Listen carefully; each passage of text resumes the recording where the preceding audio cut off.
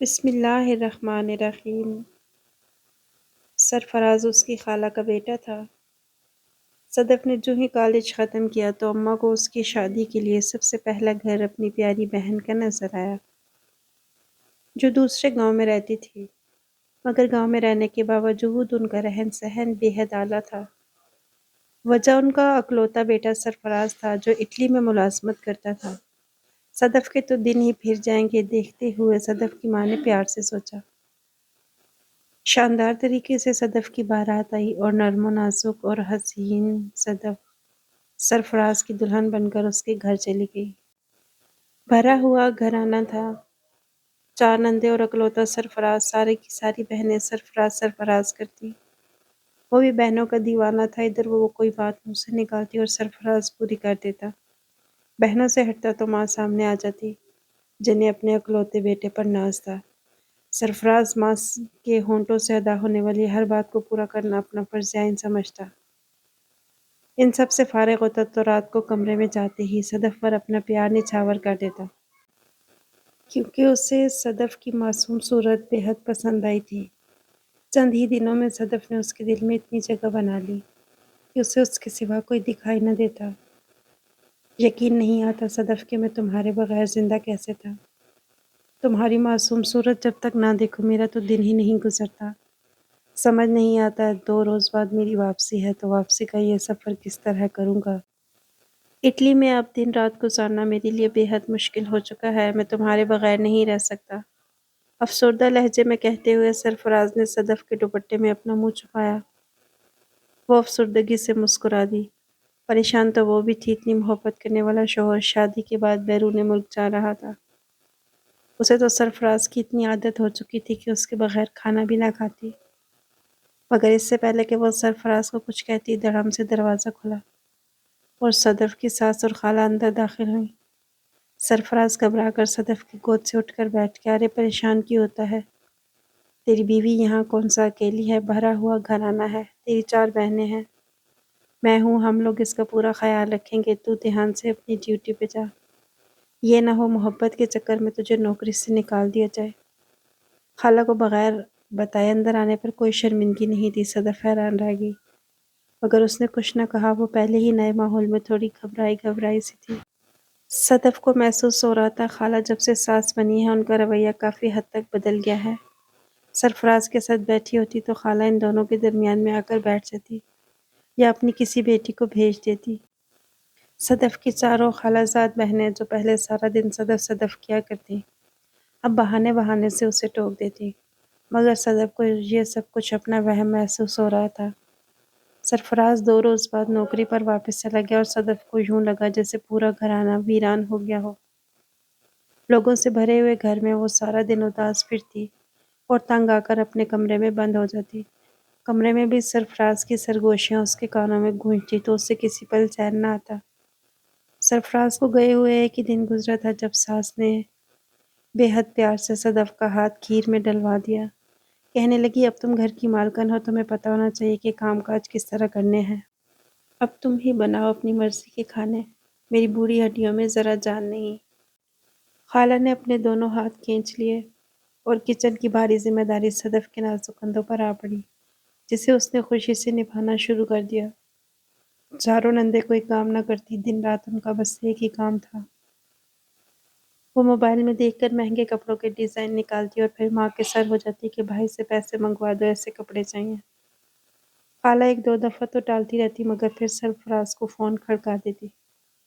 صدف دیکھ کر حیران ہوتی تھی کہ خالہ آئے روز سرفراز سے پیسے منگواتی تھی۔ صدف کے پاس اس کا اپنا موبائل تھا جس پر وہ رات گئے سرفراز سے باتیں کیا کرتی۔ ایک روز باتوں کے دوران ہی اچانک سرفراز نے اس سے پوچھ لیا، کیا بات ہے؟ گھر میں سب لوگ مجھ سے پیسے منگواتے ہیں اور اپنی ضروریات بتاتے ہیں، مگر تمہاری ابھی تک ایک بھی ضرورت سامنے نہیں آئی۔ شادی کو کئی مہینے گزر گئے، ابھی تک تم نے مجھ سے پیسے نہیں مانگے۔ سرفراز کی شوخ بات کے جواب میں صدف ہنسی، کہنے لگی مانگنے کی ضرورت ہی کیا ہے، گھر میں ضرورت کی ہر چیز موجود ہے، ویسے بھی آپ بغیر کہے میرے اکاؤنٹ میں اچھی خاصی رقم بھیج تو دیتے ہیں، پھر بھلا میں کیوں مانگوں؟ صدف کے جواب پر سرفراز کے دل میں ایک دفعہ پھر اس کی محبت بڑھ گئی۔ صدف کی معصوم باتوں نے اس کے دل میں اس کی جگہ بنا لی تھی۔ صدف نہیں جانتی تھی کہ بند دروازے کے باہر کھڑی ہوئی ساس نے کان لگا کر اس کی یہ بات سن لی ہے۔ اگلے دن صدف کمرے سے نکلی تو پورے گھر کا حلیہ بدلا ہوا تھا۔ ساس دوپٹہ باندھے باہر چارپائی پر لیٹی ہائے ہائے کر رہی تھی۔ صدف گھبرا کر ان کے پاس گئی، کہا کیا ہوا خالہ جان، آپ کی طبیعت خراب ہے کیا؟ صدف نے کہا تو خالہ نے اس کا ہاتھ جھٹک کر ایک زوردار دھکا دیا۔ ارے پیچھے ہٹ جا بڑی آئی میری ہمدرد بننے والی، تجھے پتا تو ہے کہ کئی دنوں سے میرے سر میں درد ہے۔ یہاں گاؤں کے نکمے ڈاکٹر نے بولا بھی تھا کہ شہر کے بڑے ڈاکٹر سے جا کر دوائی لینی ہے اور علاج کروانا ہے۔ کیا پتا میرے دماغ میں کوئی رسولی ہو گئی ہے، لیکن میرے پاس اتنے پیسے کہاں ہوتے ہیں کہ میں اپنا علاج کروا سکوں۔ ایک ہی بیٹا تھا جب سے اس کی شادی کی ہے۔ اس نے کبھی مجال ہے جو ماں کو فون کر کے پوچھا ہو اسے کیا چیز چاہیے یا کیا نہیں؟ صدف یہ سن کر گھبرا گئی، اسے سمجھ نہ آیا کہ خالہ کس بات کی شکایت کر رہی ہیں۔ تھوڑی بات کے بعد خالہ کا دماغ اس کی زبان پر آ گیا، انہوں نے صدف سے اس کے اکاؤنٹ میں موجود پیسے نکلوانے کی بات کی۔ صدف کو بھلا کیا اعتراض ہو سکتا تھا، وہ تو خالہ کو اپنی ماں کے برابر سمجھتی تھی۔ وہ فوراً چھوٹی نان کے ساتھ گئی اور بینک اکاؤنٹ میں موجود رقم سب نکلوا کر لے آئی۔ جیسے ہی وہ آئی تو صدف کی سانس حشاش بشاش ہو کر اٹھ بیٹھی۔ اس نے جھپٹنے کے انداز میں صدف سے ساری رقم لی۔ چل میں ان پیسوں سے اپنی دوائی لے لوں گی، چل اب جا تو اٹھ میرے لیے چائے بنا کر لا۔ صدف کو اس نے بھگانے کی کہ صدف خاموشی سے اٹھ گئی اور کچن کے کام کاج میں مشغول ہو گئی۔ پھر اچانک سے ساس کے رونے دھونے کی آوازیں سنائی دی۔ وہ گھبرا کر باہر نکلی مگر ساس نے موبائل فون اپنے کان سے لگا رکھا تھا۔ صدف کو اندازہ ہو گیا کہ سرفراز کی کال ہے۔ اس کی ساس دہائیاں دیتے ہوئے سرفراز سے کہہ رہی تھی کہ گھر میں بھوک اور پیاس آ چکی ہے، چھوٹی بہنوں کی کالج اور یونیورسٹی کی فیسیں جمع کرانے کے لیے ان کے پاس پیسے نہیں، اور سرفراز کو کسی کا کوئی خیال نہیں، بس وہ اپنی بیوی کو الگ سے پیسے بھیج کر اپنی ساری دولت لٹا رہا ہے۔ صدف حیران تھی کہ آخر خالہ کو کیا ہو گیا ہے۔ دوسری جانب شاید سرفراز بھی انہیں یہ کہہ رہا تھا کہ صدف نے پیسے مانگے تو نہیں، وہ خود ہی بھیج دیتا ہے، مگر خالہ صدف کو انتہائی برا بھلا کہتے ہوئے یہ ثابت کر رہی تھی کہ وہ بے دریغ پیسے اڑاتی ہے۔ سرفراز کو چاہیے کہ وہ گھر میں بھیجی جانے والی رقم بڑھائے۔ کافی دیر تک خالہ سرفراز سے لڑتی رہی۔ دوسری جانب شاید سرفراز نے خالہ کی بات مان لی تھی کہ وہ ان کے لیے بھیجی جانے والی رقم میں اضافہ کرے گا۔ خالہ کچھ دیر چپ رہی اور پھر اچانک بولی، سرفراز بیٹا، کیا تجھے مجھ پر بھروسہ نہیں کہ تو صدف کو الگ سے پیسے بھیجتا ہے؟ تو ایسے کیا کر سارے پیسے مجھے بھیج دیا کر، صدف تو میرے پاس ہی ہوتی ہے، اسے جس چیز کی ضرورت ہوئی میں خود لے دیا کروں گی اور اسے جیب خرچ دے دیا کروں گی۔ خالہ کی بات پر صدف چپ سے رہ گئی۔ کیا بتاتی کہ خالہ کا رویہ اس کے ساتھ اتنا دوستانہ تو تھا نہیں کہ وہ انہیں کوئی اپنی ضرورت بتا پاتی۔ سارا دن تو بس اس کا کام اٹھتے بیٹھتے اسے کم جہیز لانے اور اس کے ماں کے بچپن کے کیے گئے ظلم و ستم گنواتی رہتی تھی۔ سرفراز نے فون بند کر دیا تھا اور اس کی بات کے بعد صدف کی گویا شامت آ گئی تھی۔ خالہ نے صدف سے بیر باندھ دیا۔ نہ صرف انہوں نے بلکہ ان کی چاروں بیٹیوں نے صدف کی زندگی اجیرن بنا دی۔ پورے گھر کا کام جانوروں کی طرح صدف سے کرواتے، اس کو کمرے میں سکون سے ایک پل آرام نہ کرنے دیتی، یہاں تک کہ صدف کو میکے جانے کی اجازت ملنا بھی ختم ہو گیا۔ اسے اپنے گناہ کا تو پتہ نہیں تھا مگر اس نے یہی سن رکھا تھا کہ سسرال میں صبر کرنا پڑتا ہے، لہٰذا وہ صبر کی گئی۔ انہی برے دنوں کے بیچ میں سرفراز چھٹی لے کر آ گیا۔ صدف کے دل کی کلی کھل اٹھی، مگر سرفراز کا آنا جیسے کسی غصے میں آگ لگانے جیسا ثابت ہوا۔ یہ کیا تو ہر وقت بیوی کی بغل میں بیٹھا رہتا ہے؟ اس کل موہی کو تو اور کوئی کام ہی نہیں ہے، سارے کام کچن میں پڑے ہیں اور یہ یہاں تیرے بازو سے لگ کر بیٹھی ہے، نہ کوئی شرم ہے نہ حیا ہے۔ دن دہاڑے تم لوگ بڑوں کا لحاظ کیے بغیر کمرے میں گھسے بیٹھے ہو۔ سرفراز اور صدف کھانا کھانے بیٹھے تھے جب اس کی ساس دھڑم سے دروازہ کھول کر اندر داخل ہوئی۔ صدف حیران پریشان رہ گئی، سرفراز کا بھی یہی حال تھا۔ صدف کی ساس چیختے چلاتے ہوئے صدف کو کمرے سے باہر لے گئی اس کا کہنا تھا کہ گھر میں مہمان بیٹھے ہیں اور صدف اپنے شوہر کے پاس کمرے میں ہے، بہت برا اثر پڑ رہا ہے۔ سرفراز خاموش ہو گیا۔ جو ایک ہفتہ اس نے گھر رہنا تھا وہ بڑی مشکل سے رہا، مگر اس دوران اس نے دیکھ لیا کہ اس کی ماں اور بہنوں کا رویہ صدف کے ساتھ بے حد برا ہے۔ نہ جانے اس نے کیا سوچا کہ جاتے وقت صدف کو اپنے ساتھ ہی اٹلی لے گیا، مگر بدقسمتی سے وہ وہاں زیادہ دن صدف کو نہیں رکھ سکتا تھا۔ کچھ دن وہاں رہنے کے بعد صدف کو واپس آنا تھا، اور جس وقت صدف نے واپس اپنے سسرال میں قدم رکھا، اسے ساس اور نندوں کی شکل دیکھتے اندازہ ہو گیا کہ وہ بھوکے بھیڑیوں کے جنگل میں واپس آ گئی ہے۔ صدف نے ساس کے پاس بیٹھتے ہوئے انہیں بتایا کہ وہ حاملہ ہے۔ اس کے چہرے پر ایک شرمیلی سی مسکراہٹ تھی، مگر ساس کے چہرے پر ایک طنزیہ سی مسکراہٹ سجائی اور صدف کو دیکھ کر بولی، کچھ مہینے کے بعد جب بچے کی جنس بن جائے گی تب میرے ساتھ چلنا، دیکھ لیں گے تمہاری کوکھ میں پلنے والا بچہ لڑکا ہے یا لڑکی۔ اگر لڑکی ہوئی تو فیصلہ میرا ہوگا۔ اسی کشمکش میں 5 ماہ گزر گئے۔ صدف کی ساس تو جیسے انگلیوں پر دن گن رہی تھی۔ ایک روز اس کے کمرے میں آئی اور اسے کہنے لگی، چل آ میرے ساتھ ڈاکٹر کے پاس، پتہ کریں کہ تیری کوکھ میں لڑکا ہے یا لڑکی۔ وہ صدف کو نہ چاہتے ہوئے بھی گھسیٹتے ہوئے ڈاکٹر کے پاس لے گئی۔ ڈاکٹر نے الٹرا ساؤنڈ کیا اور پیچھے کی طرف مڑتے ہوئے مشینی انداز میں بولی، لڑکی ہے۔ لڑکی کے حمل کی مدت زیادہ ہو چکی ہے، ہم اسے ضائع نہیں کر سکتے۔ ڈاکٹر نے جواب دے دیا تھا، جبکہ خالہ پہلے ہی کہہ چکی تھی کہ لڑکی ہوئی تو وہ ضائع کروا دیں گی۔ خالہ نے اپنا سر پیٹ لیا، صدف کو گھر ساتھ لے آئیں۔ کہنے لگی، بولا بھی تھا اس منحوس کے منہ سے کوئی اچھی خبر سننے کو مل ہی نہیں سکتی۔ جیسے اس کی ماں بدذات ہے اور یہ خود بدذات ہے، اب یہ ویسے ہی ایک اور ڈائن پیدا کرنے جا رہی ہے۔ مگر یاد رکھ، میرے گھر میں تو بیٹی پیدا کرنا ناممکن ہوگا۔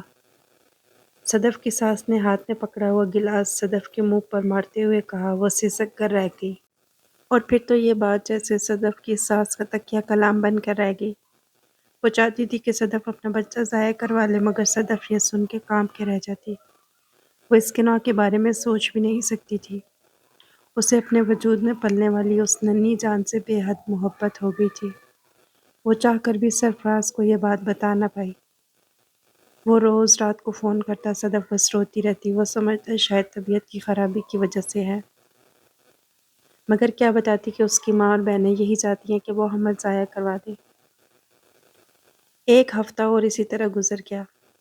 ایک دن صدف کی ساس کچن میں سے ایک گلاس لے کر باہر نکلی اور کہنے لگی، صدف اسے جلدی سے پی لو۔ خالہ نے نرم لہجے میں کہا۔ صدف نے چونک کر گلاس کے اندر دیکھا، اس میں عجیب سی چیز تھی۔ وہاں سیاہ رنگ کا کوئی شربت تیر رہا تھا۔ اس کی ساس کے پیچھے تاروں نندیں آ کر کھڑی ہو گئیں اور کڑے تیوروں سے صدف کو گھورنے لگیں۔ صدف کے ہاتھ کانپ کر رہ گئے۔ کیا ہے یہ خالہ جان؟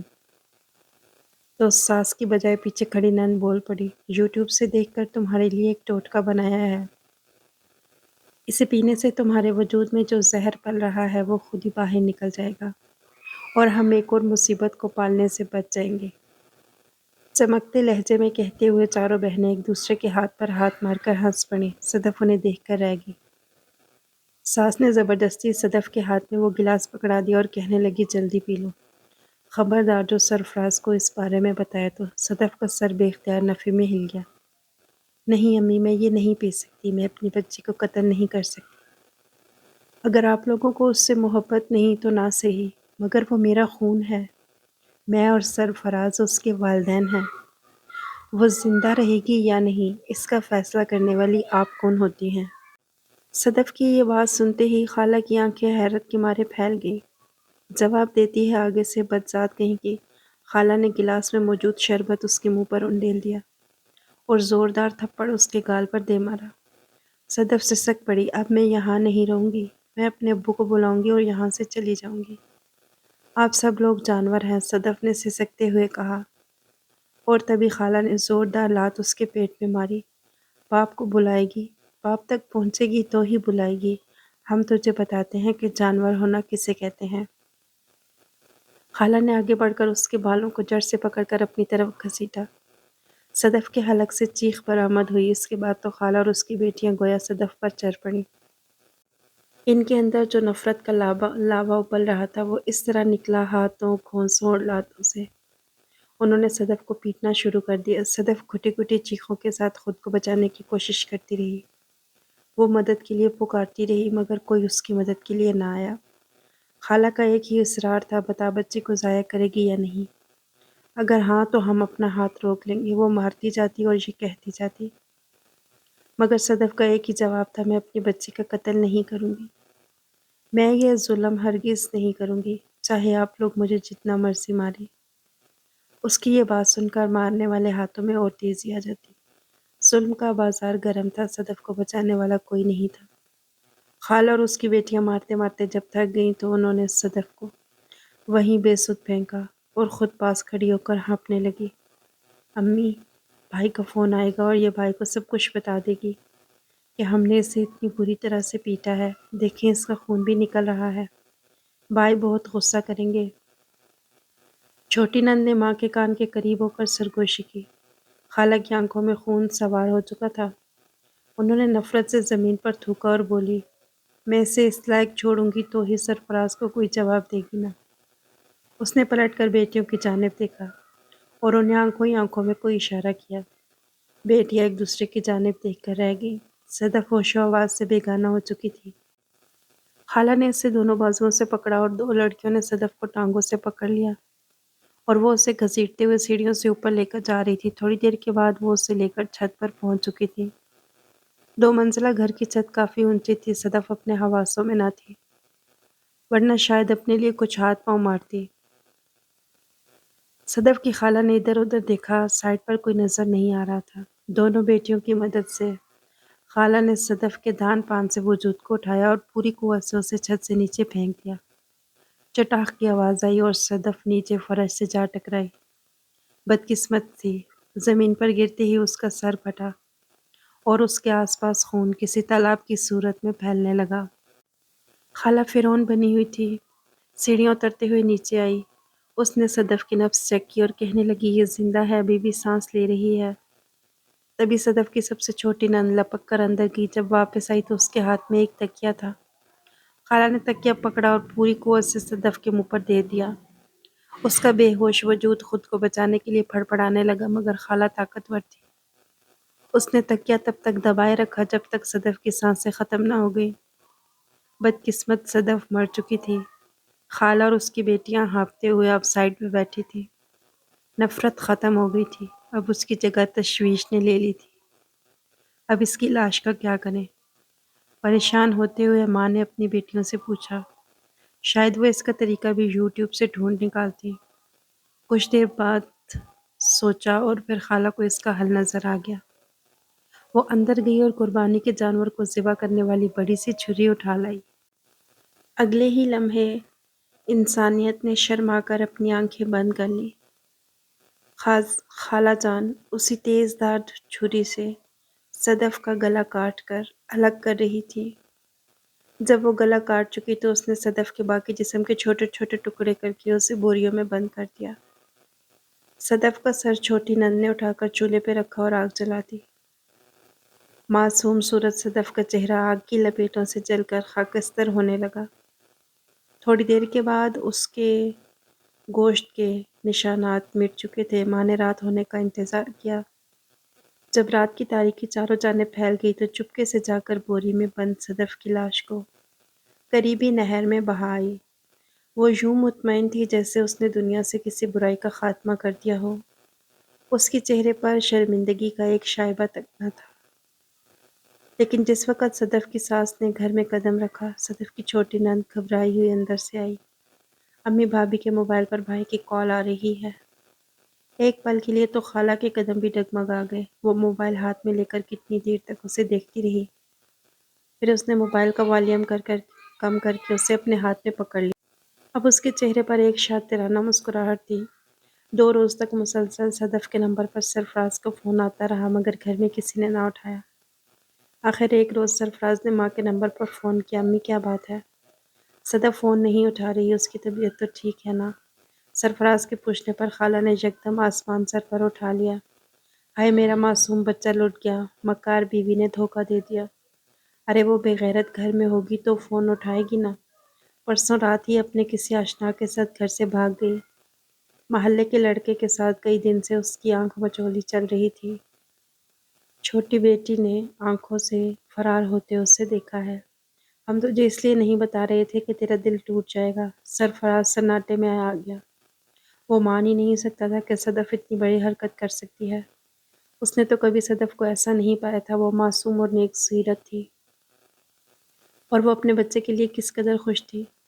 سرفراز کو یاد آیا پچھلے کچھ دنوں سے وہ مسلسل روتی تھی۔ فون اس کے ہاتھ چھوٹ کر نیچے جا گرا۔ وہ صدف سے بے حد محبت کرتا تھا۔ اس کا یوں چلے جانا اس سے برداشت نہیں ہو رہا تھا۔ دوسری جانب خالہ اور اس کی بیٹیاں مطمئن تھی کہ انہوں نے سانپ کو بھی مار دیا اور لاٹھی بھی نہیں ٹوٹی۔ ایک دن اور اسی طرح اطمینان میں گزر گیا، مگر اگلے دن دوپہر کے وقت دروازہ بجا تو خالہ نے جا کر دروازہ کھولا، اور تبھی اس کے قدموں سے زمین نکل گئی کیونکہ سامنے سرفراز کھڑا تھا۔ مگر وہ اکیلا نہیں تھا، اس کے ساتھ پولیس بھی کھڑی تھی۔ سرفراز اس وقت پولیس والوں سے ہی بات کر رہا تھا۔ شاید جیسے ہی سرفراز وہاں پہنچا تھا اسی وقت پولیس بھی آ گئی تھی۔ خالہ کے پیروں تلے سے زمین نکل گئی کیونکہ پولیس سرفراز سے کہہ رہی تھی کہ سر ہمیں ندی میں سے لاش کے ٹکڑے ملے ہیں، بدقسمتی سے وہ کسی عورت کے ہیں، اور عورت کے ہاتھوں میں جو انگوٹھی ہے ہمیں تفتیش کرنے پر پتہ چلا ہے کہ وہ انگوٹھی آپ کے گھر والوں نے بنوائی تھی، اس لیے ہم پتہ کرنے آئے ہیں۔ سرفراز گویا گنگ سا ہو کر رہ گیا۔ خالہ کو تو گویا پسینے چھوٹ گئے۔ پولیس والا جیب سے نکال کر وہ انگوٹھی سرفراز کو دکھا رہا تھا۔ سرفراز نے انگوٹھی دیکھی اور وہیں زمین پر بیٹھتا چلا گیا۔ وہ صدف کی انگوٹھی تھی جو اس نے منہ دکھائی میں اسے پہنائی تھی۔ خالہ یکدم اندر کمرے کی طرف زور سے بھاگی۔ سرفراز سمیت پولیس والوں نے بھی چونک کر اسے دیکھا۔ سرفراز تو شاید کچھ نہ کہتا مگر پولیس کو شک ہو چکا تھا۔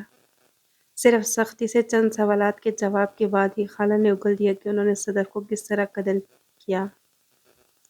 سرفراز پھٹی پھٹی آنکھوں سے اپنی ماں کو اعتراف جرم کرتا ہوا دیکھ رہا تھا۔ اسے یقین نہیں آ رہا تھا کہ اس کی بیوی اور معصوم بچے کا قاتل کوئی اور نہیں بلکہ اس کی ماں اور اس کی بہنیں ہیں۔ سرفراز پھوٹ پھوٹ کر رو دیا۔ شاید اس نے صدف کو یہاں جانوروں کے بیچ میں چھوڑ کر شدید غلطی کی تھی۔